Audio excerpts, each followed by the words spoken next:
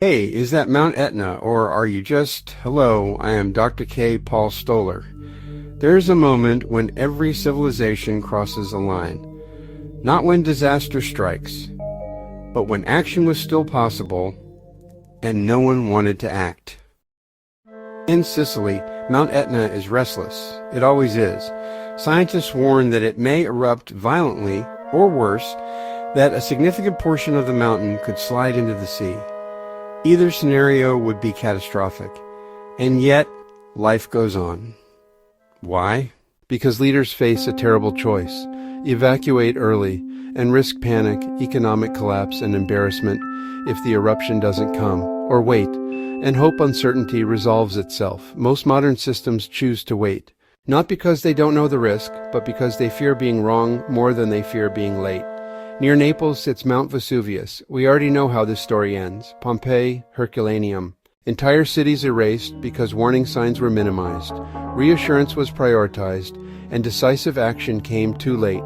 And just west of Naples lies something even more unsettling: a city built on a caldera.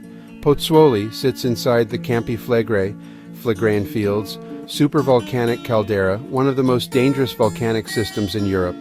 A geological time bomb beneath millions of people. This isn't ignorance, it's something worse. Modern institutions are paralyzed by a single fear, causing alarm. They treat panic as the ultimate sin, even when panic might save lives. They ask, what if we overreact? What if we disrupt the economy? What if nothing happens and we look foolish? These are not questions of survival, they are questions of reputation. Here's the uncomfortable truth. In low probability, high impact events, waiting is not neutral, waiting is a decision.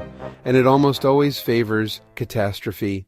Volcanoes don't care about consensus. Calderas don't respond to reassurance. Geology doesn't wait for permission. Human beings, however, are wired to do the opposite. We normalize risk. We discount the improbable. We prefer comfort over confrontation. We tell ourselves, if it were really serious, someone would act. But that someone is trapped in the same system. This is how civilizations fail. Not with malice, not with stupidity, but with caution, stretched too far. Some call this compassion. It isn't. Compassion protects life, even when it's disruptive. What we're witnessing is reputational self-preservation disguised as care. History doesn't judge leaders for panic that prevented disaster. It judges them for silence after the warnings were clear.